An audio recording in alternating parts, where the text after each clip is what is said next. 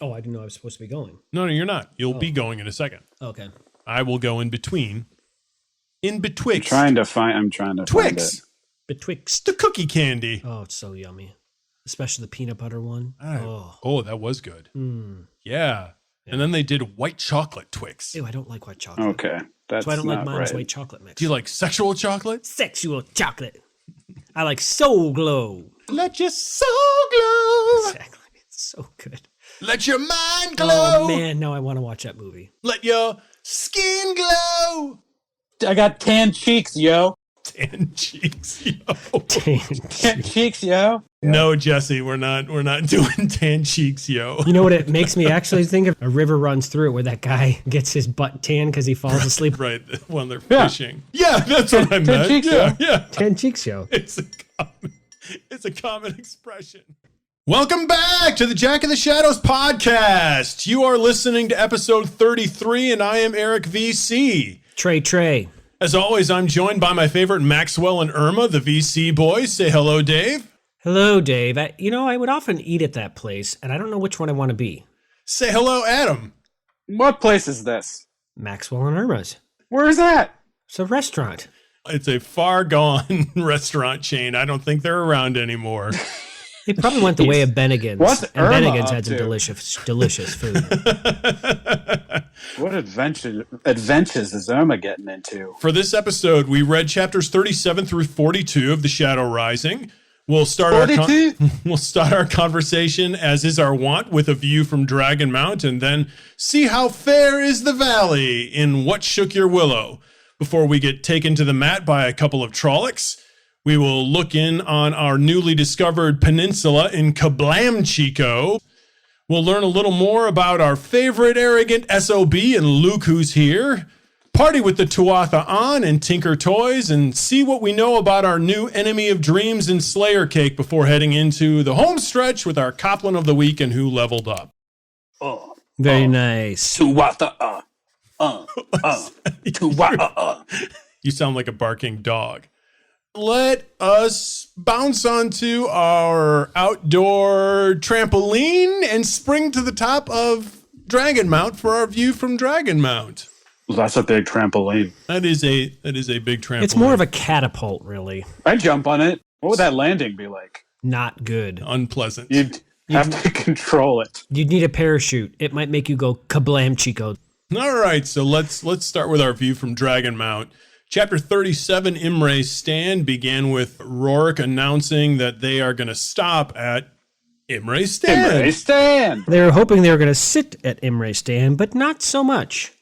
So we have another instance of Rand seeing Moiraine and her Angreal gem, and this time she's showing it to the wise ones. They're all giggling around it, or just like, ooh, what do you have there, my pretty? She's listening in on what's going on in the conversation between the peddlers and the Aiel. It seems that the wise ones are aware of the trouble at Imre's Stand before they're told, for instance. They said they were looking at something in Moraine's hands. Do we know that's what that was? Well, they're looking at something in Moraine's hands. It's flashing, and then they know about what's going on at Imre's Stand before anybody tells them. Okay, so what we're saying is, I thought you were saying Moiraine was using it to listen in on them. She is. Not Moraine's the wise one. Yes, that's right. Yeah, okay. Yeah, not the wise one. I'm like, wait a minute, that's not right. She was with them. Adeline reports something strange at Imre's Stand. The Jindo and Rand slowly approach Imre's Stand. Very cautiously.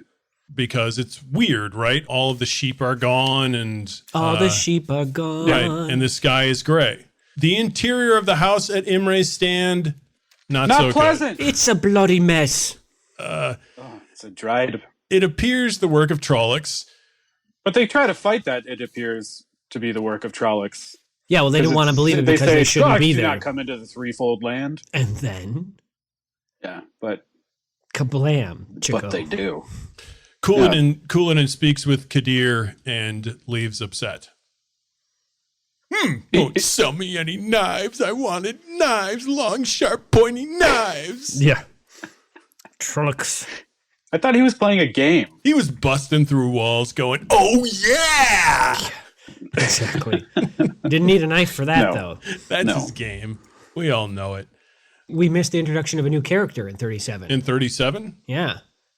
Well, don't leave us in suspense. The voluptuous and attractive Sandra? Yeah. Sandra we see for the first time. She pops out of the wagon with Kadir. We've seen her before. Yeah, she's appeared before. Very, very briefly. We didn't have her name. I don't think we had her name. No. She comes in and she's all eyes for Rand. Well, not really. She said, sort of. strange, I thought you'd be handsomer. Right. Doesn't mean she still doesn't have it. Well, they do say that later, though. She's talking all she's doing is staring at Rand. Yeah. You're not that good looking. She's sitting down for a little story time. I thought you'd be taller. Chapter 38, Hidden Faces. Agianan. Hey, remember her? Agianan is in Tanchico paying for Adams, searching for Egwene and Min, and waiting for communication from our favorite dark friend, Suroth. We also have Gelb showing up. Gelb, right, with Agianan. Boo. Boo Earns or Boo Gelb? I don't want Gelb around anymore. Yeah, it's just not a good name. It's definitely the type of name that you would give to a thief. Yeah. Thought we were done with him. Or pond scum. Thought he was done. That's the guy he kicked off the boat. On Bayle Domon's boat, nonetheless. Yeah, Bayle Domon's boat. Right, that would be like. So he's moved up in the world. He's in Tanchico. Well, he's gone from being a deckhand and being booted off of Bayle Domon's ship because he fell asleep on the guard. Yeah. And then he was upset that he was trying to blame Matt and Tom. Yeah, that it was their fault. That they brought the Trollocs. And I remember the guy. Right, no, I'm just, for the listeners, now he's in Tanchico as he's a thief. He's a thief. Yeah. He's doing dirty work. He's a paid man. He's still pond scum. That Gelb. I'm a fool to do your dirty work. Yeah. Oh yeah, my name is Gelb. Kablamchico. Yeah. Talk about a Kablamchico. Yeah, it was a total Kablamchico moment. Jacob Carradine appears. The drunk. He discusses a police force of children to restore Tanchico to peace. The Panarch has died, so there's that. Yeah. Leandrin confirms... They don't really know who killed the Panarch either. No, they don't. Leandrin confirms that Carradine is Bors, so we get that. Leandrin wants Carradine to seize the Panarch's palace. Seize Leandrin the Panarch. Kills Carradine's house guard after hypnotizing him by stabbing him in the eye. Right in the eye. What a jerk way to do it. Right in the come eye. Here. I got a secret. Yeah. Come down here. Look down here. Yeah. And there's not even blood. She doesn't. No blood on her hands. She is reprehensible, that woman. Don't like her. Agianan returns to discover a seeker for truth in her apartment. A tattooed seeker for truth. We Super learn cool she's seeker for truth. She's found a Suldam, Bethamin. We know her. Well, she was at the end of the Great Hunt. Right. That she was one of the ones that got sucker punched in the face, if I'm not mistaken, by Egwene, which is one of my favorite moments of that book. She just cold cocks her right in the nose and then puts the idam on her. Agianan is starting to parse out exactly what's going on in Sean Chan with the Suldam and the Damane. We know, the Westerners know, that there's two type of women that can channel. There's the woman who's born with the spark in her, the Wilders, who might go crazy if they aren't trained properly by the time it starts manifesting itself. And then you have the women who can be trained, who can use it but aren't necessarily born with it in them. They're not using it or losing it. The Sean Chan have identified the women who can be born with it. They've also accidentally identified the women who can learn to channel. They somehow missed that giant gap. They just don't know that that's what's going on. But Agianan is starting to figure that out. It's a big piece of the puzzle they're missing there. Chapter 39, A Cup of Wine. A cup of wine indeed. Oh boy, how far a cup of wine went. The group bound for Tanchico deboards the wave dancer. So there they are in Tanchico. Bayle Domon! Domon's back. He's back! Only an episode after we mentioned how we thought he would probably reappear, here he is. He is fantastic. I like me. Is he? My Bayle Domon. Oh, yeah. Yeah, they go to... Bayle Domon comes through. He brought this real vile character with him on his boat. No. Gelb didn't come with him. No, he kicked No, Gelb not off a long Gelb, time the ago. Seeker. Yeah, the Seeker has been using him to transport himself. I don't think he knew who But the he Seeker doesn't. was. Yeah, he doesn't. We can't hold him responsible for that. He doesn't know who this guy is. We can hold him responsible for being a smuggler. He's not paying his taxes. He's like Bezos over here. Right, yeah. You know what? He's not paying his taxes. So He donates to the poorhouse though. he does. He's Robin Hood. Well, apparently, it's a good example. He is Robin Hood. They go to the Three Plums court. Nynaeve recruits Bayle. Julian heads out into the night. And Elaine heads into the common room. Elaine gets so little. Intoxicated Elaine learns from Tom what exactly their history is. I did it just like this. She learns from sober Tom. Tugs the stash. Right. He's a bit reticent about that. He's he's also counting on the fact that she won't remember this in the morning. Yeah. And she don't. Yeah. She tries to play it off to Tom that she doesn't remember it, but she remembers it. She remembers, yeah. Nynaeve sees a man in breeches and a bright blue cloak when she is in Tel'aran'rhiod. That's a very That interesting man moment. is poking at Trying to get through clouds around Rhydian, which we know you can't get into in Tel'aran'rhiod because the wise ones told us that. It's very interesting, yeah. And then she flees to Emmett's Field, where she is shot at by a man who looks like Lan. It rhymes. Julian has discovered that one of the Black Aja is in Tanchico, and no, he has not been hypnotized while doing it. Yeah. At least not so far as we know yet. He's not being under compulsion yet. Chapter 40, Hunter of Trollocs. So it's 6 days later, and the storm that Varen called up to hide their retreat has lasted for 3 of them. Still doing its work. Boy, way to go, Varen. Apparently, when she calls up these storms, she can't control them very well. Yeah, she's got apparently she has a lot no of strength idea what she's still whipping up good. there. in water. Yeah. Blamchico. Perrin is in the Two Rivers countryside hunting Trollocs when Gaul warns him of 60 on their way. That's not 2. And there they go. They go off to find these 60, and they get surprised manhandled. from behind. Manhandled. I wonder what that's about. Alana sent Yvonne to help Perrin. What? This Alana, who we've been awfully suspicious of this whole time, sends her warder to their rescue. Yeah, he's there during this attack.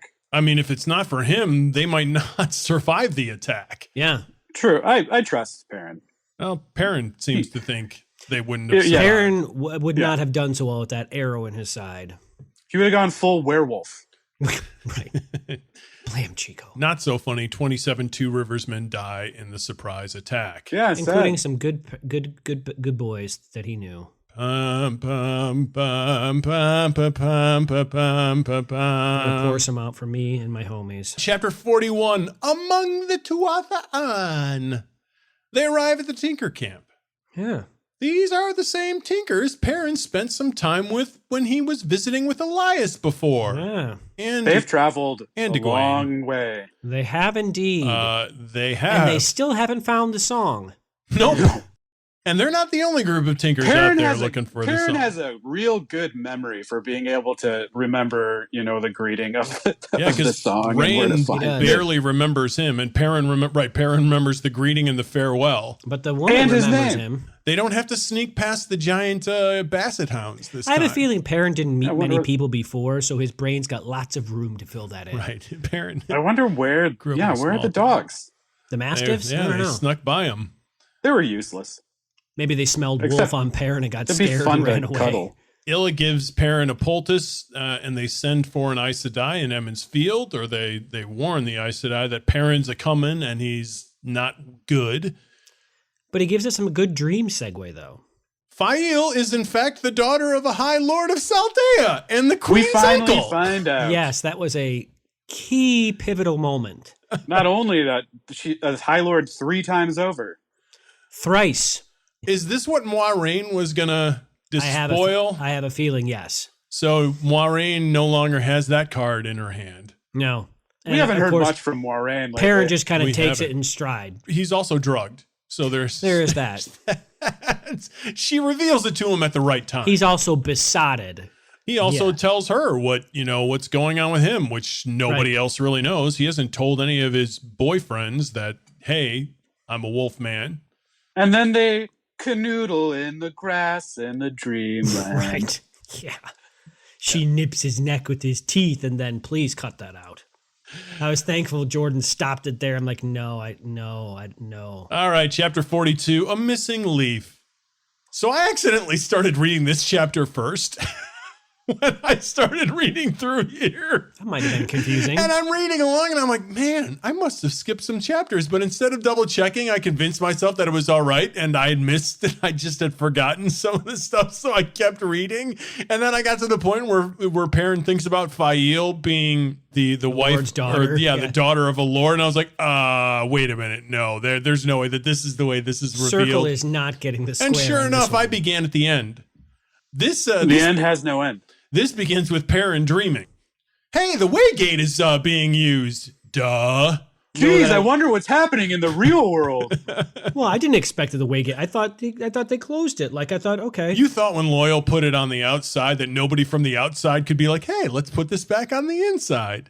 Oh, I specifically brought that up as my the week moment. Yeah. I don't know. I figured they knew what they were doing. Apparently not. No, well, I mean, Loyal's big thing was he just didn't want to destroy a Waygate. So he thought, destroy my homeland. Yeah, that's a very evil Loyal. I'm trying to do the bee rumble. They can be saved again. You sound like Andre the Giant. Seriously. Oh. Enough. The Dread Pirate Roberts. Has come for your soul. Yeah, Loyal was a little sentimental. Couldn't stand to destroy the Waygate. We knew that was going to be bad choice, and people died. Well, maybe. We have a new love duo in Gaul and Shiad, don't we? It sure seems like something's going on there. Seems like it might be going that way.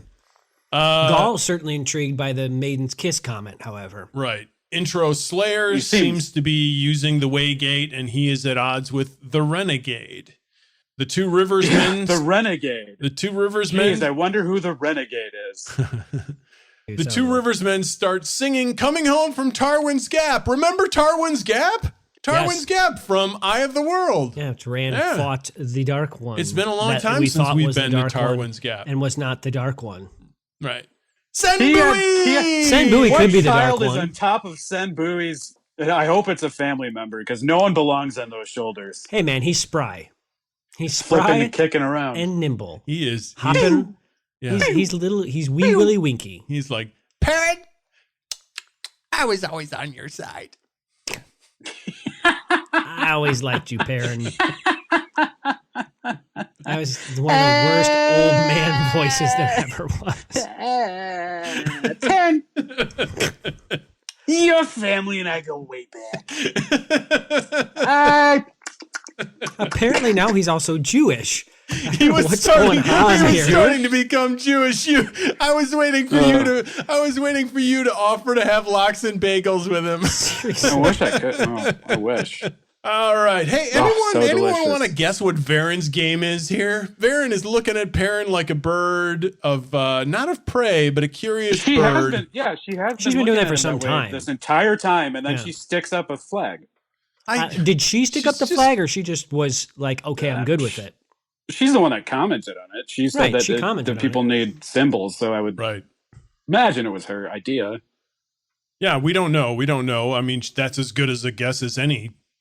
I don't know what she's doing. I'm more suspicious of her than I am of Alana. And I don't know why. I can't point to anything specifically. I'm becoming less suspicious and feeling like she's more part of a plan to raise them to prominence or to make them more important, but I don't know why.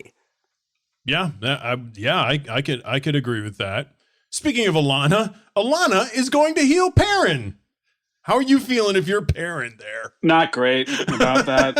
I've been warned by multiple people about this girl. Yeah. Meanwhile, her little man guy, her clutches are coming toward you. Right. Her small little Aes Sedai hands are slowly reaching toward you. works out, though. It'll be. We don't know actually. The chapter ends, and she is going to heal him. He hasn't been. She's going healed to yet. heal. She's going to heal. Right? She's going to heal. Yeah. All right. So that was our view from Dragonmount. Adam, what shook your willow? Oh, we already kind of talked about it, but my willow was shook by the fact that Bayle Domon is back. Bayle Domon. He do be back. That he do be back, and he do be wealthy. I do be Bayle Domon. He do be done well. He done well for himself. It's just amazing how all these characters just keep appearing. I mean, no, it's a book, but they just all keep appearing and running into each other. He's like, you girls. Yeah. Hey. Yeah, he like, was. What? Oh, this guy. He's Long John Silver. That's who he is. And he's an opportunist. He is an opportunist, and his opportunity seems to be running out. Yeah. He's a little concerned about that. Yeah. Yeah, but thankfully he's got enough money. I could just leave. It's happening here again. I can just leave. I love that moment. He's like, hey, this isn't going to be another Falma, is it? Falma. And then he, no matter what they say, he's convinced it's going to happen again. I know there's only two of you, but you're really reminding me of the Four Horsemen. Right. Are you famine and pestilence, or are you death and which are you? The apocalypse seems to follow. Yeah, so it gets laid on him that they're a Black Aja. I love how he just puts his head down. He doesn't say. He's just succumbed. He's surrendering right then. And then not only that, then that there are the Forsaken involved. So he's a little caught there. But well, right, because he's like, I'll just go back to Ilion, and they're like, oh no, you won't. Go right ahead and do a Samael. Yeah. Oh, try that on for size. Yeah, Bayle. Yeah, happy to have the pirate back. And then meanwhile, there's this thing here that might be able to control Rand, and this is what he's involving himself in. Right, yeah, whatever that is. Oh boy, poor Mr. Domon. Yeah, so welcome back to those garbage women have pail kids. Looped him back in. Yeah. What shook my willow this week was that touching scene between Perrin and Fael at the end of chapter 41. Is that a game that they play called Let's Play the Touching Scene? Kablamchico. I know we can't play the touching scene in this podcast. It's time to play the touching scene. Jay Davidson's going to show up. Surprise everybody. Thank you. Fael is on the upswing here over these last several chapters. She's gone from annoying girl to you'll be a woman soon. Perrin. She's becoming mature. She's maturing before our eyes. She is. Well, we also find out a lot more about her. Yeah. We do find out. Perrin finds out a lot more about her, and there's a lot more about her than he probably wishes there was. The Sasara dance conversation was amusing. It happened like 17 times. It will make your bones melt. Right. She's like, your blood boil and your brain explode. The reason being is I'm going to hit you repeatedly in the head with the pan. No one dances the Sasara like I do. Ah. Oh, I can't let my mom know that. Pang. Kablamchico. For somebody that hated that title. I really do. And which is why it's funnier and funnier every time I say it. All right. What shook your willow? My willow moment was actually a series of moments, but I'll combine it into just saying the interactions between Aviendha and Rand in 37. She really hates the guy. You think? It seems that way. It's either the third grader, I hate you, but I love you, but I hate you. Me or she the lady does protest too much. Wow, 2 podcasts in a row we've said that. Yeah. But I said something about a Kablamchico. I'm allowed to digress. Yes, you did not use it as well as I used that. You keep using that word. I made the word. What you think it's you didn't word. realize what you were making, though. Yeah. You're like Marie Curie. Did you know the power wrought? Yes. I've discovered an isotope. Yeah. But I think a great culmination of that weird dynamic between the two of them that Rand does not understand. Apparently only she understands, but we don't even understand. Well, if that's what's going on, it could just be pure hatred. Well, right. That's what I'm saying. Yes. The dynamic could be hatred. Rand doesn't know. She maybe knows. I don't know. I think it comes in the moment when Rand's just kind of sick of it. And he's like, he gets a little huffy. He gets on his little huffy pants and he's like, well, you didn't treat me good as a Dragon Reborn, but at least you should treat me well as a Kara Karn. And Ruarn's like, yeah, it doesn't really work that way. No. No. You're just a guy. The Card's a guy. is not a king. Yeah. And then she's like, I can't wait for the threefold land to destroy you. Yeah. You, he who comes with the dawn and is supposed to save the world. I hope you die before that. And then Ruark's like, shush up, you. Look here, shut up, you. Yeah, he's like talks her a little about respect, and she gets all stony faced, and she gets cranky pants. So that's a thing to keep an eye on, because what the heck is that about? Do wise ones carry bankies? Because she sure seems like she needs she one. should be carrying one around. Yeah. I think they probably do. I mean, they're putting girls in their little pigtails. I mean, yeah, little they made pigtails. Egwene wear pigtails. So I wonder what they're Egwene gonna do is with her running if she around. keeps this up. And wasn't Ribbons someone in holding her a hair. toy? Like they gave someone a toy to A play doll. with at It one was point? a doll. Yeah. Yeah. I think that was Basically it was either Amis or Bear who was talking about that when she was in training. All right, so that's what shook our willows this week. It's time to get taken to the mat. Dun, dun, dun. So what do we know now? That's the sound. That's the sound of a Trolloc taking Matt to the mat. That's the sound of me getting That taken just to the reminds mat. me of Adam Sandler's CD. You know that what he came reminds out me in of the Adam 90s? Sandler's CD? Working out. Just swearing. That's all of Adam Right. Sandler's Then comedy you in need 20 to throw seconds. like some swear words in there. Don't forget. Yes. I can't do that. Anyhow. And you So- need to talk like this a little bit. What do we know about Matt? Hello, little swan. What do we know about Matt since he's left the Fox people? Because we learn a lot here about that. He's out dancing with that spear thing. He's got a with the lot sword. in his head. He's got more memories. He's like a battle chief. Yeah. He's slipping into battle plans when he, unbeknownst to his own mind. He's speaking in the old tongue. And it feels like he has 100 different memories from 100 different men inside of there. That- And he finds himself planning battles, just Right. like walking around instead of thinking about, oh, look, there's a bird. Right. He's like, look, I could shoot that bird from 17 Right. different angles, but defend it from 15. Right. Then we could put that bird here and he could warn us of a Trolloc attack. But I really enjoyed that moment when they're talking about how he remembers that song. So it's not a song, it's a story. It's a story, yeah. He's listening to the story that's being told by Natail, and he's listening to it, and Natail is not as good as Tom Maryland, but it does a passable job. Yeah, well, Tom Maryland is a bard, so he's one step up on the Gleeman. He's a bard posing as a gleeman. Yeah. I just love that. Just great storytelling. The story is a story of valor. It's a story of a man, a king of Manetheren, who goes across this river, and there's this warring And through the woods. There's this warring Trolloc faction over there, and he takes this group of men over there, and it's not Trollocs though, is it? It's another kingdom or something. And anyway, he takes his group of men over there. They get surrounded and whittled down.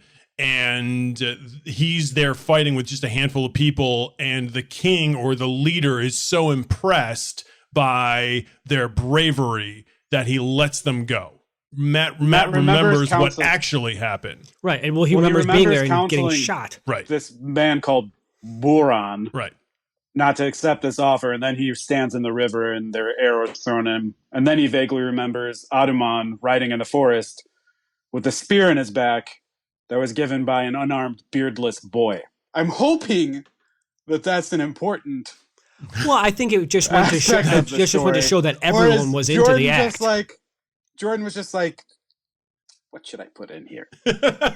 No, I think it's a plot device of like everyone isn't it. Even some little kid was involved in the killing of these people. Oh, he's beardless because he's a kid. It just goes to demonstrate exactly how young the kid is. But this is a recurring theme here. How easily you can get killed by just a nobody villager, or a nobody. Yeah, the changing of story is a recurring theme. Well, yeah, here. it's a perspective, and the fact that these things get changed over time, and that's the reason why Tom was reticent to write the story that Elaine wanted him to write back when they were on the ship on the way over to Tanchico. I still think it was less glory. These stories get changed and used. Is this happening to Matt simply because of the fact that he took the dagger? Because he spoke the language before he had the dagger. He could. Right, that's the Manetheren He could speak stuff. it. He couldn't read it. and understand it. And now he could knows speak that it. he can. Now he Right. knows that he's aware. Well, that yeah, he's sure. reading No, it. that all comes from when he was in Rudian and Okay. whatnot. I understand that, Yeah. but I'm questioning what is separating him from someone like Perrin, for instance, who is another Taviran, and the fact that he remembers all these past lives. I think we now have Matt's superpower. I think I thought that those lives had been placed when he was asked for the holes in his memory to be filled up. Those things were placed to fill up those holes. Filled up. Yes, absolutely. Okay, so I mean, it is a superpower, but the other boys' superpowers were just in them. I feel like, and I could be wrong here, but if Perrin hadn't run into Elias, he still would have become a wolf person. That was in him. But he might not have. We don't know that for sure. Right. I mean, there's no way to know. He might have just gone crazy. This can be a pretty strong superpower. You're like a ridiculous general. Oh, it's a superpower. Oh no, I agree. But I think he had the. I think he was probably the strongest of the Manetheren blood out of all three of them. Well, Rand, as we know, is not actually of Manetheren blood. Right. And now on top of that, Seemingly. being able to speak the old language, seemingly, he's got this crazy martial prowess now. And he seems like a master of arms. He can pick up a weapon and he can use it. That's not what I got. He learned this new staff with the blade on it. But the narration even shows his inner monologue. He thinks that maybe he knows this staff because he's used it before. I read it as it was specific to that staff. I didn't read it as. Oh, I thought I read it as that type of weapon. It. Yeah, I have a feeling we probably won't see him using many weapons outside of what the bow, the staff, the blade, what he just the got? daggers. Yeah, I guarantee that he's liking that. I would too. It seems power wrought because when he's fighting he the does Fade, think that he thinks it's made by. I think Aes a normal Sedai. Fade weapon would have destroyed that. That's fair. Yeah, that's fair. Speaking of the Aes blue Sedai, sparks. the eye of that fox medallion that he has also has the ancient symbol of the Aes Sedai in it, though we have no idea if there's anything special with that medallion whatsoever, but that would make you think there is. Well, yeah, and especially considering what he asked for or what he demanded without knowing what he demanded, a way to get away from the Aes Sedai. Ooh, so maybe it opens up portals away from Aes Sedai. That would be cool. It's like an escape tunnel. All right. It is now time for the segment that we've alluded to numerous times. Yay! Kablamchico! What is going on in Tanchico? All hell is starting to break loose. Everybody's a mess. Would you think, or would you suspect, like every other place that's been a mess, that there's going to be like a Forsaken here? Right, but there doesn't seem to be. But there doesn't seem to be, no. But there's Black Aja. There doesn't need to be. There. First of all, the Panarch is gone. Has dead. been murdered by the king, apparently. Apparently, Andric has had the previous Panarch murdered. There's a rebellion for the throne. I mean, the king, there are rebels. There are rebels in the streets. There are rebels in the countryside who are apparently being supported by high lords because they want Andric out. You've got dragons sworn in the countryside. Oh, by the way, Tanchico is ostensibly at war with Arid Domon, even though there's so much going on in these two cities right now that they can't focus on that war between them. White cloaks everywhere. That Andric was a sneaky guy. Well, and he's trying to get this lady Amathera, who's his lover, installed as the Panarch, but he can't get the... Does the Panarch have more power than the king? We know a very little about Tanchican politics. It's a weird relationship. Well, and then you have this assembly that's whole purpose is to elect the king and the Panarch, and the king is trying to circumvent them to get his lover, Lady Amathera, placed in as the Panarch. Yeah, it's really weird. I don't understand what's going on there. So into this mess enter the Children of the Light, as if things weren't messy enough. And a dark friend, Children of the Light. So now, nonetheless, now apparently, and now we know who that is. Right now, we've gotten confirmation. We thought he was Boris. Right, but now we get written fact. So Andric the king is meeting with him, dressed up as lion. Yeah, good disguise. Yeah, the king's the lion. Yeah, no one will get that. Weird, but he's really quiet, so no one's gonna suspect him. Yeah. It's probably the most expensive costume out of all those, too. Right, exactly. It's got the most sequins. Yeah. He's actually sitting on top of people that are crouching. Right. That's his throne. He's got a throne of human bodies. Yeah. So they want to bring in the Children of the Light so that he can install the Lady Amethera as the Panarch. And they say there can be no question of Terabon being subject to Amador. Oh, right. Yeah. And that's the whole reason he's doing it. By the way, if you think back to the prologue of The Dragon Reborn, the reason why Pedron Niall wanted Caridin to go to Falmouth Plain. Plain. Well, it's Falmouth and Almouth Plain. It's a good combination. And that maybe that's what they want it to become. Falmouth Plain. He wanted him to go to Almouth Plain because they wanted to create war there between those two nations so that they could eventually gain sway here in Terabon.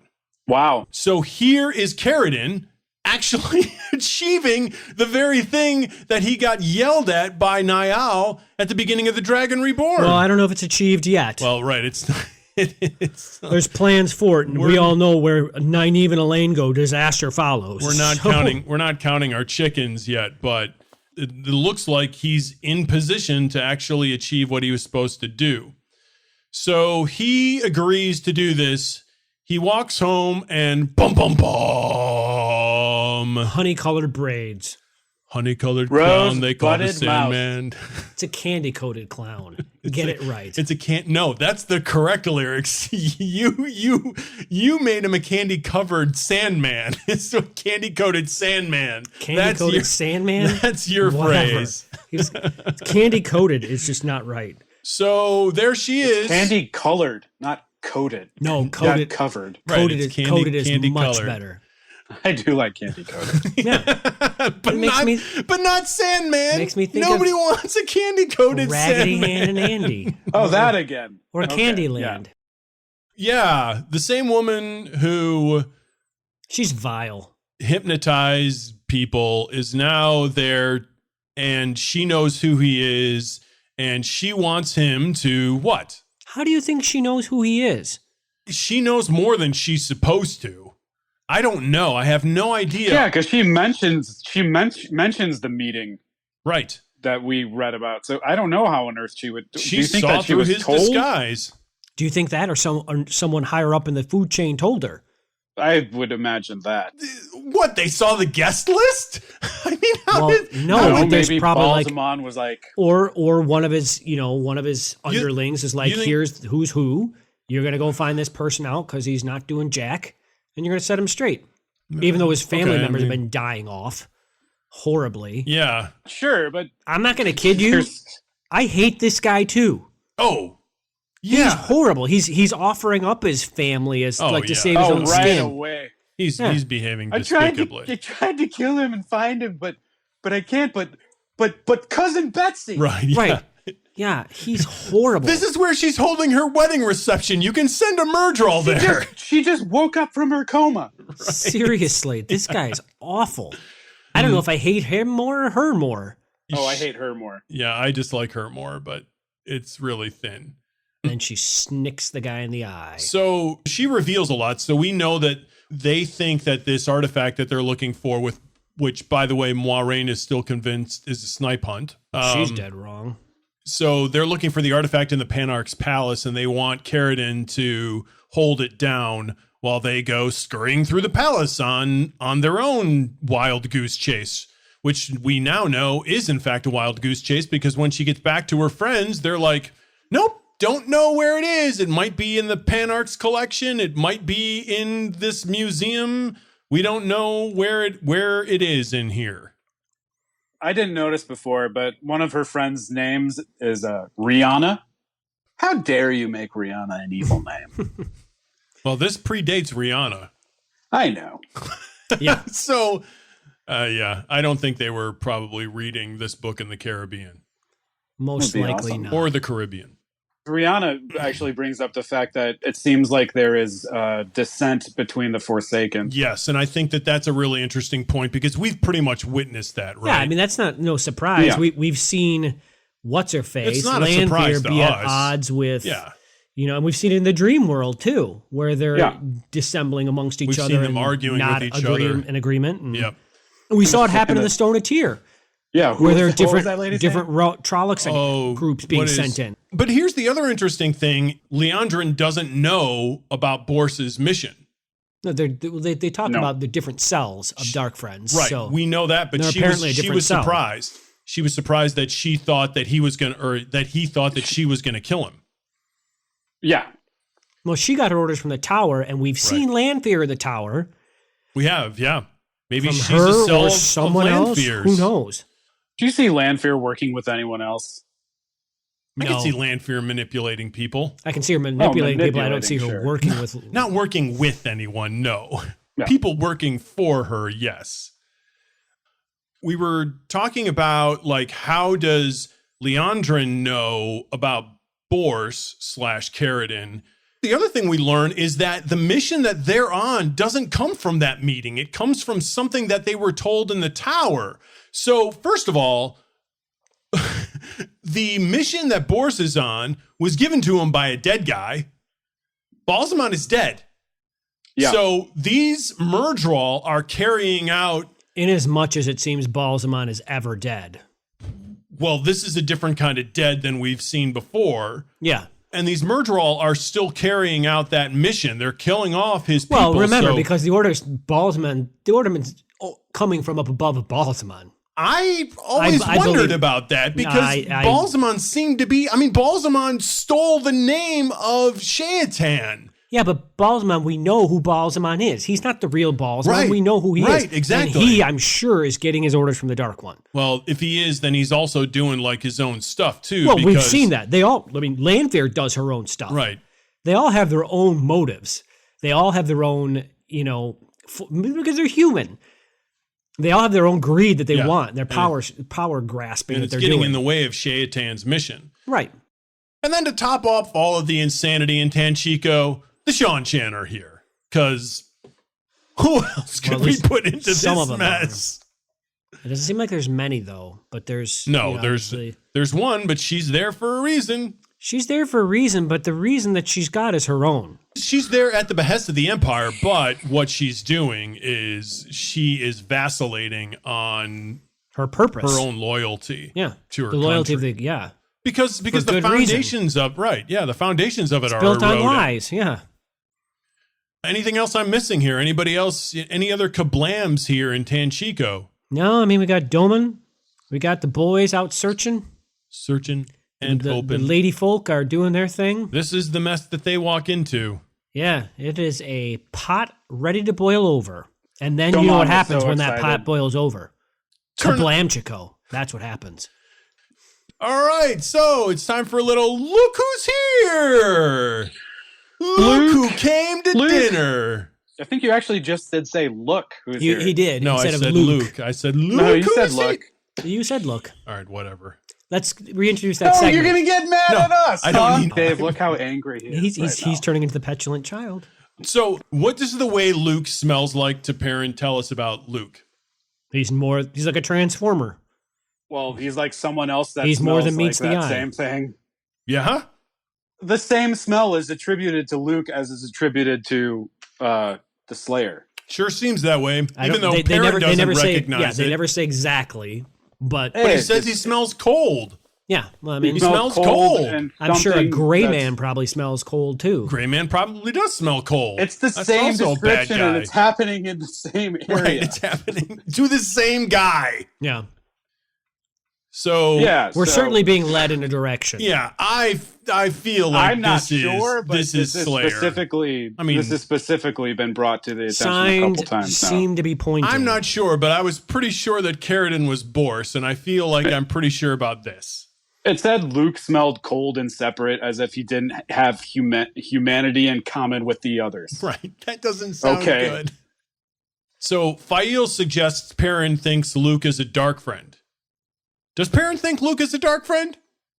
Perrin doesn't trust. Yeah, Perrin. He's never said that, but he knows something's wrong with the guy. He's suspicious of the guy. I don't know that he's gone to the point of thinking he's a dark friend yet. I mean, he smells him, and he what smells else would cold he be?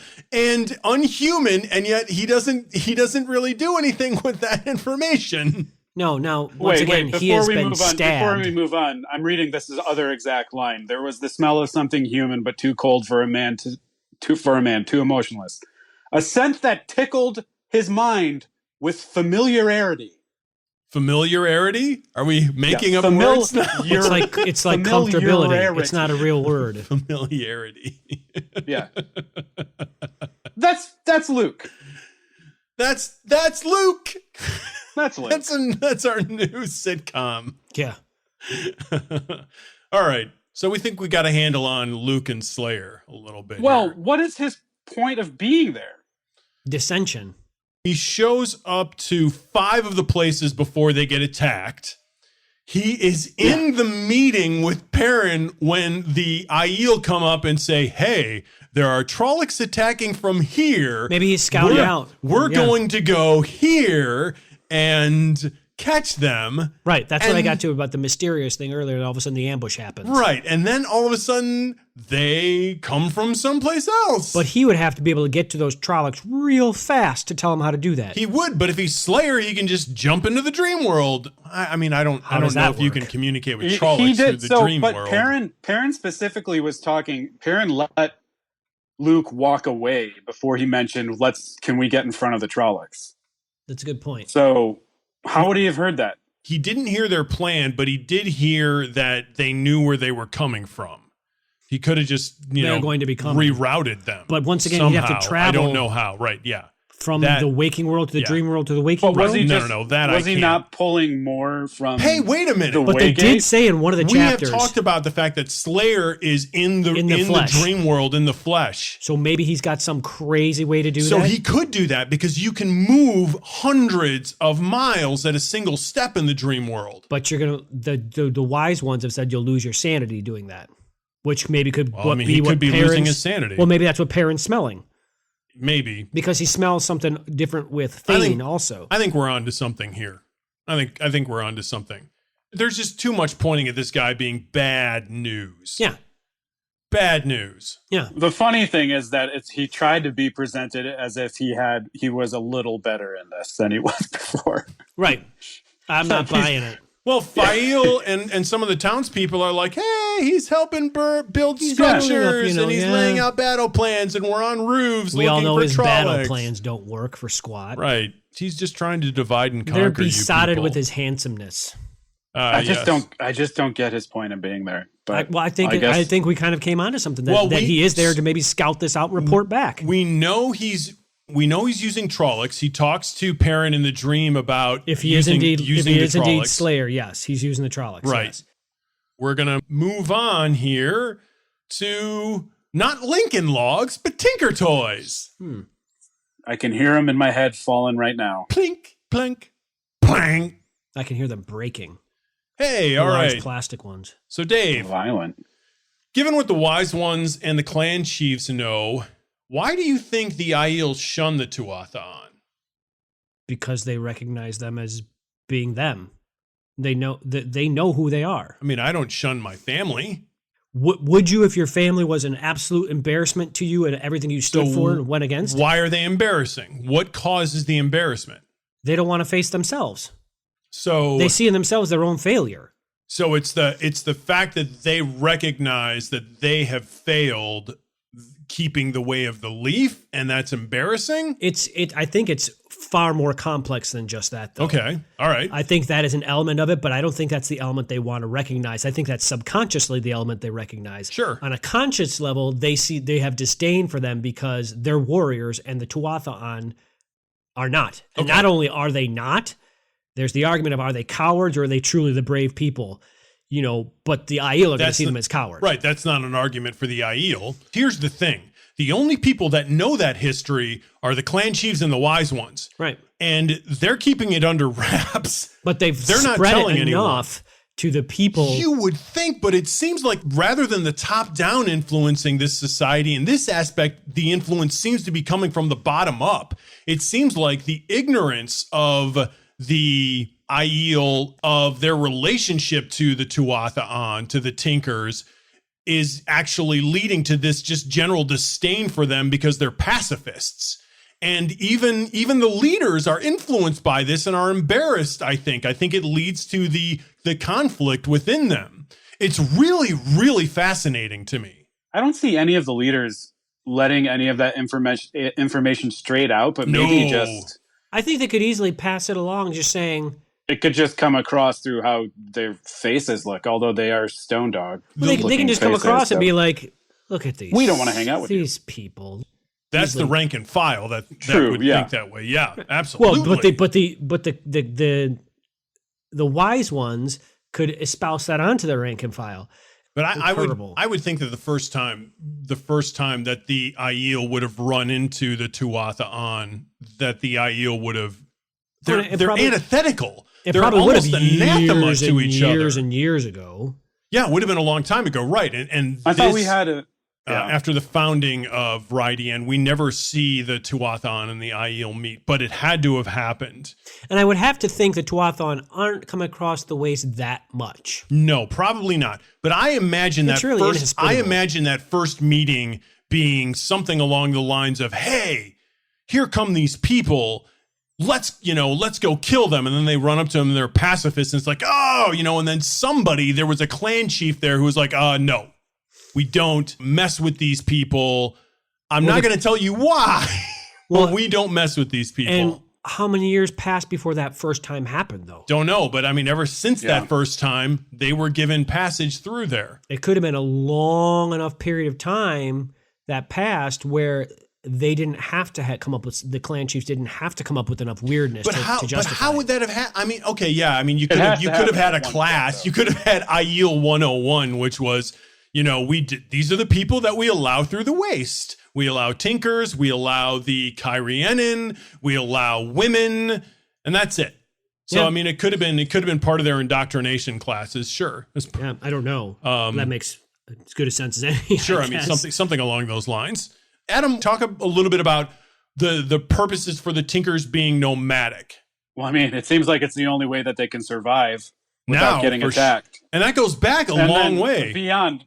I mean, they're going to use the fact that they're searching for the song to be why they're moving around, because they're constantly doing that. Right. But Rain keeps mentioning, "No, Perrin, we can't come with you," because the way that we quote unquote deal with this is by running away. Yep. Yeah, it's on both sides of the fence.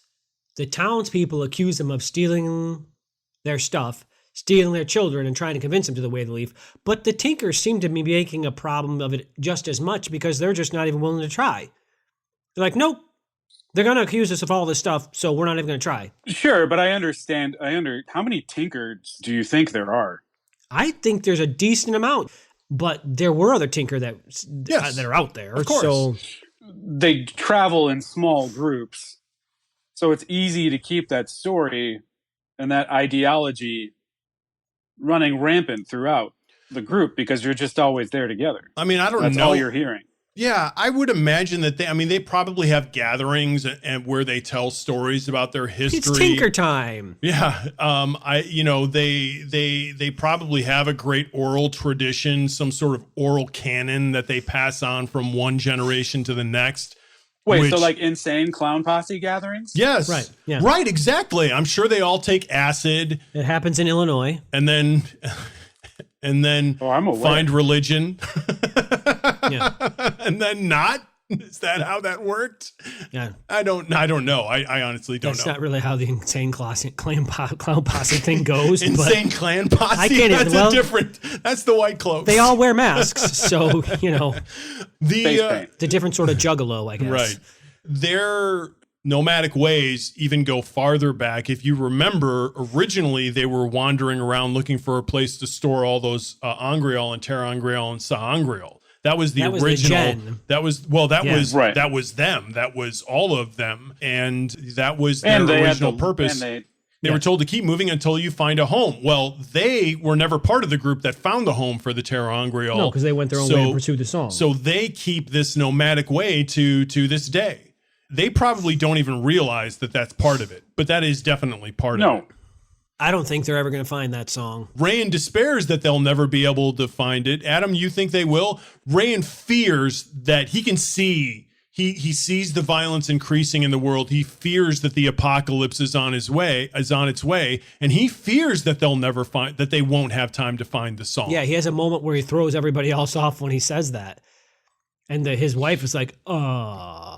They also have that moment when he asks them if they want to go into the town. And they're all like, grab the children. Oh, no. Right. Rand keeps telling Perrin, it's not going to happen. It's not going to happen. And Perrin keeps insisting. And so Rand goes, okay, look, here, we'll do this. Hey, people. Rand is getting toward the end of his rope. I feel this sense that this man is, don't get me wrong, he's still stalwart, but there is despair in him. I disagree. I don't think I see anything that makes it seem like he's at the very end of his wits. We get to a point where he says, where he eventually says, well, what will be, will be. All things die in their time, perhaps even the song. So he's willing to admit, yeah, he did say that perhaps our way of life has actually died and we just don't know it. And his wife has to put an arm around him and comfort him. Now, she doesn't like pat him on the head or anything, even though she's taller than he is. Who's a good boy? But I would just imagine that this happens often in their life, the way that they choose to live. Okay.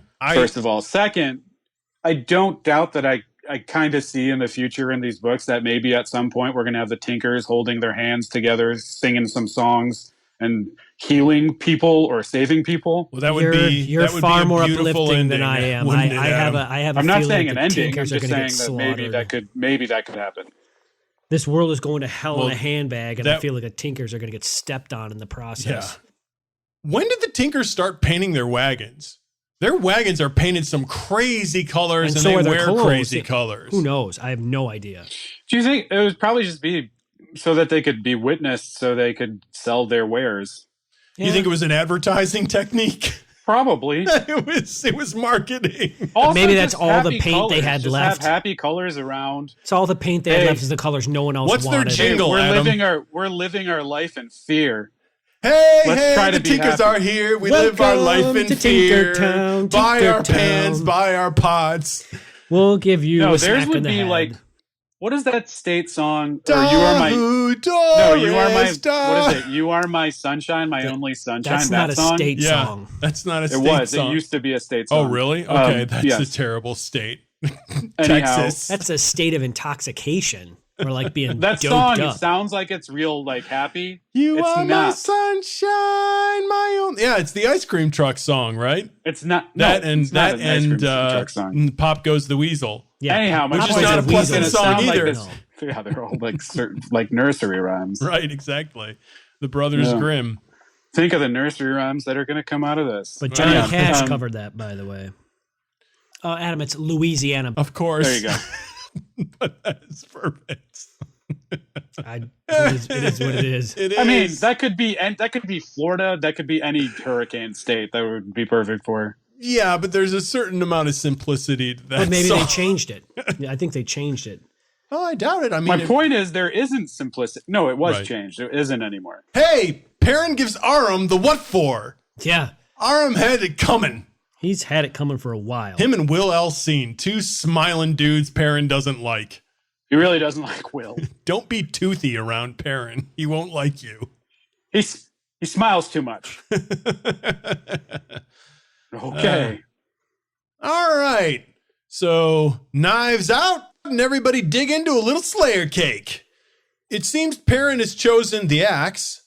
He steps into the dream world and he's chosen the axe, and this is important for some reason. He's chosen the axe, but I don't know yet that the axe has chosen him. Because okay. The hammer seems to be fighting him. There's still some ambivalence there for sure. Yeah. But this is really important, like though. I don't know why.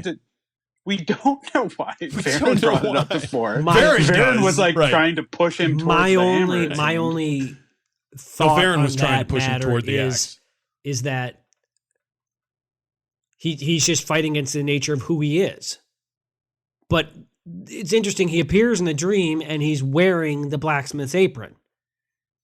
And, like he made the comment before, the axe can only destroy, it can't build. And the axe is at odds with that blacksmith's apron. It doesn't belong. The hammer does. And that's that's the battle that's going on. What about if the axe is better than the sword, though? The Tinkers are all right with this axe, at least more so than the sword. So Nynaeve sees Slayer in her dream. At least we think she does. Do we? Yeah. So she sees two men. She sees one in a blue coat poking at the fog around Rydien. I don't know that that's I don't Slayer. assume Right. it's the same I don't guy. think that that's Slayer either. She wonders if it is. She is not sure it's the same guy, but it doesn't make any sense. I mean, that guy doesn't see her, so there's no reason for him to have anticipated she was going to go to the Two Rivers and then shoot an arrow at her. Right. Well, so that doesn't make sense. She thinks that she sees Brigitte appear running around. Brigitte, sorry. Brigitte, yeah. I'm just gonna go with You go my, with- yeah, my you go with Austrian heritage. All right. Okay. I'm going to go with Brigitte also. Do you think that it's what are you calling her? I'm going with Brigitte. Yeah. Brigitte. Yeah, that's fine. Do you think that that's her that she sees in Emmons Field? Yeah. Yeah. Nynaeve does. The clothing, everything, just, yeah. All that it said is that it Oh, was silver clothing. in Emmons Field, we're uncertain. She's sure of the woman she sees above Rydien on Sean Deere. Yes, no question. She also about that. sees her in Emmons. She also sees someone in Emmons Field that sees- she suspects is Brigitte, but Yeah, I'm not sure about that one. But I wanted to get into that point about he looks like Lan. Yeah. We've seen two people say he looks like Lan, Perrin Borderlands. and Nynaeve. Well, Perrin had also, when he first saw Slayer, thought he looked familiar. yes. And then at a certain point, he goes farther and says he looks like Lan. But he can't be the last. He can't be Malchieri because the Malchieri are all dead. And he can't be related to Lan because Lan's family is all dead. Misnomer. Yeah, he's wrong. Well, He is wrong because two disappeared that we know nothing of what happened to them. Yep. So now he'd be pretty old. He'd be Lan's age. He'd be Lan's age. Or, well, we don't know really. I think it was Lan's older sibling. It was Lan's older brother, so he'd be a little older than Lan. But Lan's think old. about- Exactly. Lan's not 50. People of Lan's heritage live a long time. They're like the Strider, let's say. Sure, yeah, they live a long Rings. time. So he's only 90. these guys are old and can still look like they're in midlife. Yeah, I don't think Lan's that old. Well, that's not the point anyway. Yeah, well, but yeah, so I mean, we're getting into a little bit of a stretch as to who that might be. It's somebody who looks like Lan. But we do know Right. that there are a couple people that are unaccounted for. We know that if Perrin was aware that Lan's brother is assumed dead and nobody's actually seen the body, that Perrin would probably, it seems like Perrin would probably think that this could be Lan's brother. Yeah, but neither he nor Nynaeve thinks that Nynaeve of anybody should definitely know, except the fact that Lan doesn't talk much. Right. Lan is a stone, as we get described a number But we of did different get times. Lan's history before. Right. We don't get it from him, though. They have It'd the be a same really father. strange thing to point out in a book that he looks like Lan if it didn't have anything to do with the fact that he was in the family. Agreed. Yeah. Yeah. We've had a couple of people who were. But maybe this is the type of thing you're supposed to have forgotten. Oh, sure, it is. Well, it's brought up. But we don't. We don't No. forget, no. No, we're elephants. We, dear readers, are here for you. Well, Or in this case, listeners. sometimes I forget. I forget too, just so that we're all on the record here. Interesting things afoot for sure. Adam, But- you were talking about Slayer and the Renegade. Oh, mama, I'm in fear for my life. From a little creeper known as Mordeth. Yeah, or Or known as so Podden many Fane. names. Right. Podden Fane. The man Orkeith. of many names. The man who needs no introduction. Right. Evil incarnate. A man who needs to be introduced several times after he's entered the room. We haven't heard from him. He's got to be this renegade, though, that Slayer is frustrated Only makes by. sense. Renegade, in my mind, sounds like a nicer name than it should be. Right, Well, it right. does. And I know- Right. It's Han Solo. I know it's you not renegade. well, no, it's, You rogue. it's what's his face when what was that guy's name in It's Renegade? a cheap Walgreens cologne. Lorenzo Lamas. Is that his name? Lorenzo Lamas. Oh, man. The Renegade? I always associate Lorenzo Lamas with the guy who's the Highlander. Christopher Lambert. Christopher Lambert. Yep. Which coincidentally they released on a Oh. 4K master, which is supposed to be really good. Lorenzo Lamas and Christopher Lambert. Renegade. Go. I would see that movie. And Harrison Ford. Oh, he would. That'd be act- called- Harrison Ford that'd be would called outact everyone. Renegades and Rogues. Right. He's so good. Well, yes, they're very similar. I think it's and maybe it's my fault, but I think the word is a bit too polite. Mhm. It is. He should be using pond scum. Well, Renegade is not. I know renegade is not Semantics. necessarily a good thing. Yeah. But in my head, Right. it is. It is You funny. think of the Comanches fighting against the Renegades. It does but no. have a certain amount of Charm. machismo to it that Yeah. would I don't know if seem you can use that attractive word. to a female. That Renegade. He's not peeling the skin off his victims and eating it. No. Oh boy, my. you went there. Okay. Well, that's something Podden Fane would do. I love that pod, and he just has those Murdrell chained Love up. that Love Podden. that Podden. Smilex. It gets a grin again and again. Why does Slayer want to keep the Children of the Light off balance here in the Two Rivers? Because that's the other I'm super confused faction about he's what trying Slayer to- wants to be doing in the Two Rivers. He is an agent of chaos, Adam. Right, He's yeah. having the best time, though. I He's got his fingers dipped in so many different ink pools. But Dave brought up, or you brought up, Eric, I don't know. It seems like he's working for someone else. I feel like he's clearly working for a dark Dave thinks he's working for friend. Shaitan. Well, I don't know if he's. Right. I think he's working for a Forsaken. Oh, you think he's working for a Forsaken? Okay, I don't think that was clear in the last episode. Okay. Yeah, I think he's working for And a there's- Forsaken, and they're Okay. under Shaitan's orders. But they didn't necessarily know and or plan on the White Cloaks being there because once again, Podden Fane isn't an agent of Shaitan anymore. Oh right, no, and if he's working for Forsaken, then I can definitely see where the White Cloaks being in there would be a problem because Yeah. they're throwing a monkey wrench into the works. Yes. I was thinking of him more as a free agent along the lines of Podden Fane or somebody else in the baseball world who would find themselves in a lurch. Why at this would they moment. have Trollocs and Murdrell at their behest then? Well, why does Podden Fane have Trollocs I don't think and he does. Murdrell at his I think behest? he just absconds them for himself with his evil ways. I don't feel like Slayer's this evil like bludgeons that. them into it. I don't think If you could see me, I'm bludgeoning. Podden's He's not a knocking bludgeoner. them in like anchor toys. Podden's the oily filth in your knocking them water on the that heads. poisons you. Yeah, Dave, your explanation is better than mine at this point. Do we know of any other men that are traveling around in the dream world that aren't Forsaken? Not so far. The Perrin. people just popping in out of dreams and Perrin. Other than Perrin and maybe Elias. Not that I know of. No. So we're just Well, assuming yes, we this do. guy himself We is not do. Forsaken? We do. The Forsaken are there. Well, that's what I- another that's interesting what I was thing. asking. But if he's working for Forsaken, then he can't be Forsaken himself. If he's a free No, agent like I was thinking, then maybe he could be a Forsaken. And in that case, maybe he is ticked off that the White Cloaks are there because he's got plans for that Two Rivers right here in River City. Well, I we just know think some it's of an the interesting power for the. I'm sure, It is a we're just crazy power. yeah. It's a lot of power. It's a really bizarre because the other people are Birgitta, who There's a hunter is a for the legend. Horde. she's living in the dream. The only world, other one is the apparently. shadow that we haven't seen of Geidel Kane. We've seen his shadow, but he wasn't there personally. But the shadow of him was there.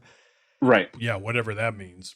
I don't know what that means. Yeah. Well, it's like he's not fleshed out. That's right. Well, I mean, there's a lot of Teleron that we don't really understand, which I'm thinking is the wolf dream at this point. I'm starting to. Well, yeah, to and then all you being have the same thing. you have the fox, you have the fox and the hound involved in that event as well. So The snakes and the there's foxes. The snakes and the foxes? yeah, I really hope it's not Todd and Copper. Todd. All right. Oh, Todd. One thing's for sure, Slayer is a problem. Yep. You know who else are Yeah. problems? The Coplins and the Congers. Yeah, so Yay! Adam, who is your Coplin of the week? Van Alcine. His nose is my Coplin of the week. Wow. His nose gets a lot of play. You're being olfactory discriminatory. Yeah. But he's not It's making fun mentioned of the way twice. the nose works. He's making fun of the way it looks. Oh, right. That's much No, better. that's the way it looks. And it's Rhino getting in the way of all the women. discriminatory. Right. Will is kissing all the girls. His Van's nose is getting in the way. Ban, even with that nose, finds a tinker girl. Two. There's yeah. someone Yeah. for everyone, Adam. And look at His Perrin. freaking nose. is Perrin my shaking Coplin his of the head week. at disgust at those two. Ban Alcine's nose is your. I think this is the first time that an appendage is Right. the Coplin of the week. Yeah, this has might got to be. go down in It was infamy. mentioned many times. It's not my fault. in the podcast. This goes down into the annals of the Jack of the Shadows podcast as a first. That needs to be like the Oh, by the name. way, was this Congratulations. So my Coplin of the week was Lord Luke. Oh. Lord Luke is a jerk and is arrogant. He's running over people with his horse. He might be Slayer. Eavesdropping in on plans for Trolloc raids, and he is causing all sorts of problems for Perrin and the people of the Two Rivers. So, Lord Luke, you're my Coplin of the week. I actually have a different one. He's a C word.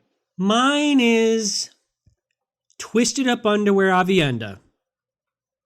Man, Avienda. she's All right. just cranky pants Jones. What is her deal? What is her problem? She's so angry. cranky about being a wise one. She's cranky about Rand. She is just She fought again though. She did. All She she did. wanted to be was a warrior, and then they told her she couldn't be that. She's But isn't ticked. so does she not They know? like me? Does she not know enough of the power to be able to fight? I'm a warrior. Warrior. Adams. There's also warrior. Right, yes. The reason she's upset is because her entire purpose of living seemed to be a warrior, and they told her she couldn't be Yeah. that. She's I think she can be, ticked just off. not the type of warrior she thought she was going to be. Because I Ooh. fully believe, the type- those sure. old, But old that's ladies are right. fierce That's warriors. Right, but that's a little bit of semantics. She had a specific idea. She was annoying before she went into Radian because she became best friends with Elaine right away. I'm sorry, before she went into where? Radian. Rudian! Because they became such stout, fast friends Kablamchico. that she's just real angry at Rand. And then everything. After she went in there, she got even more angry. So Elaine is all the of one it. for you, Rand. Oh, jeez. She's creepy when she says She's that, got too. hips for Right, days. yeah, and She Rand's really like, is, yeah. oh, would you please Rand's like, stop please don't talking go any about lower than that. rights? I don't want any more descriptions. Please stop. My face is red. Let's go higher instead. Who leveled up? Dave, who leveled up for you? Perrin leveled up for me oh heck yes. because, man, he was still functional after taking a giant spear-like arrow in his side. He still fought. Barbed. Yeah, fought the Trollocs, fought them You off. still got it. Went into the dream world, did his thing. He's still alive. He's making barbed jokes at Aram. I mean, Even with Yvonne, he is still a really major reason why they make it out of that. and then sneak Fael attack. speaks to that. She's like, Sneak attack. yeah, he obviously came in to save us, but they wouldn't have followed him. They followed you. He's a big deal. Yeah, he's a really big shoe. And he is also maturing into this relationship with Fael. He's still a bit of a sappy, lovesick puppy dog, but Yeah, he's a bigger sap than she is. Yes. For sure. Yes. Which is why we're starting to like her maybe a little bit more than might we be. like him. yeah. That being said, he was also my who leveled up for the week. For all of those reasons. Rich and compelling. This is not a Perrin book, at least not up to this point, though he's got his own little section here. He's off doing his own thing. He's becoming a leader. And now looks like he's a king of Two Rivers. He's got his own flag. Fael did not like that very much. There's a little bit of a concern because he's raising a banner inside of a The Two Rivers people are like, right. Kaelin, Do you kings think and more queens. gays is gonna what? like this? No. Cenn Bui's like, Andor? Taxes? What taxes? We don't need no stinking taxes. I just wish we had more of him. He's so good. Because we could have more of that. More of those weird voices. Oh, that tickles me pink. Who leveled up for you, Pink? Mine was the relationship of Perrin and Fael. Okay. Leveled up for me. You All picked right. a nose, Because it became and you picked this. less. Yeah, I he think picked you're a failing nose and us, an buddy. abstraction, I know. And I knew I would get grief Guff, for it. guff. as you should have. Guff and grief. No, I shouldn't, because I complained about their relationship so many times leading up to this for point. good reason. Yes. Now it has blossomed into something that's a little less annoying. Oh, hey, maybe Jordan knew what he was doing. I don't know. We still have Nynaeve and Lan out there. We still have plenty of love And then stories we're we also don't being like. presented with a new Nynaeve and Lan, which is whatever is going on with Avienda and Rand. Well, there's also Elaine Well, at least and they're Rand. not in love with each other. And Rand's completely confused by Elaine, and who wouldn't be with those two letters? Well, we don't know what's in those two. We have no idea what's in those well, two they letters. apparently contrasted each other because They're- Rand has said that several times. Yeah, they're. Yeah, well, and Elaine has also. And Elaine's Avienda's like, worried. she wrote you two letters. Right, and yeah. Rand's like, have you read Yes. those two letters? Yes, They don't she make any did. sense. Yeah. And even Elaine is wishing she hadn't sent one of them. Right. Which one? She don't can't know make up her mind. Yeah. Ladies and gentlemen, boys and germs, that was episode 33. Trey wrapped up, yo. Join us for episode 34 when we'll cover chapters 43 through 48. Until then, rest in the creator's hand. Doviéndose todavía again. May you know good hunting, young bull, and she's to give you many cubs.